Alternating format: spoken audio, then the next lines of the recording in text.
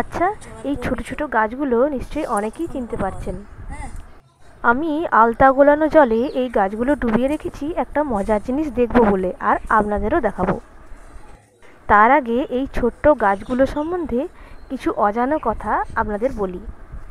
এই গাছের নাম হলো পেপেরোমিয়া, যার বিভিন্ন ঔষধি গুণাগুণ রয়েছে, যেমন প্রদাহ কমানো, ক্ষত নিরাময়, কোলেস্টেরল কমানো এবং চুল বৃদ্ধি করা, এবং এটি বায়ুকেও বিশুদ্ধ করে।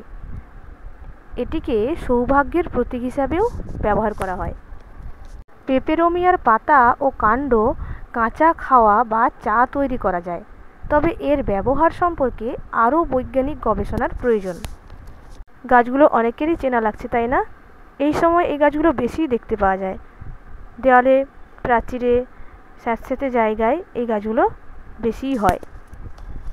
কিছু নির্দিষ্ট রোগের জন্য পেপেরোমিয়ার ব্যবহার প্রচলিত থাকলেও এর ঔষধি গুণাগুণ সম্পর্কে আরও তথ্য যাচাই করার প্রয়োজন রয়েছে। এই গাছ নিয়ে এখনও গবেষণা চলছে, তাই কোনো কিছু না জেনে বুঝে নিজেরাই এটার ব্যবহার না করাই এখন ভালো।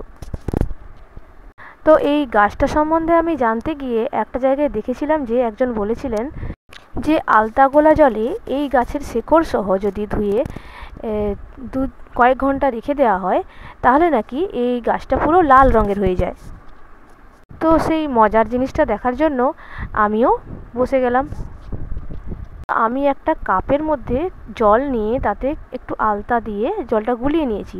তারপর শেকড় সহ কিছু গাছ আর শেকড় বাদেও কিছু গাছ আমি ওটার মধ্যে ডুবিয়ে রেখে দিয়ে কিছুক্ষণ আমি রেখে দিয়েছিলাম। তো শেষ পর্যন্ত কি হলো সেটাই একবার দেখুন। তো 2-4 ঘন্টা পর দেখলাম যে সেরকম কোনো পরিবর্তন হয়নি, তাই আমি সেদিনকে সারাদিনই রেখে দিয়েছিলাম।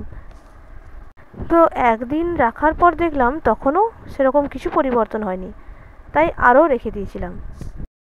আচ্ছা, তার আগে আমার ভিডিওটা যারা এখন দেখছেন তাদেরকে জানাই অনেক অনেক ধন্যবাদ। তো 2-3 দিন পর আমি দেখতে পেলাম গাছগুলোর এরকম অবস্থা। এই দেখুন, রং পরিবর্তন হয়েছে, তাই না? তবে সেটা কয়েক ঘন্টা নয়, কয়েক দিন পর হয়েছে। আবার সব ডালগুলোরও কিন্তু হয়নি। তো রং নাই পরিবর্তন হোক, আমরা তো একটা নতুন গাছ সম্বন্ধে জানতে পারলাম এবং এত উপকারী একটা গাছের কথা আমরা জানতে পারলাম। সবাই ভালো থাকবেন, সুস্থ থাকবেন, আর অবশ্যই পজিটিভ থাকবেন। দেখবেন সব কিছুই ভালো হবে।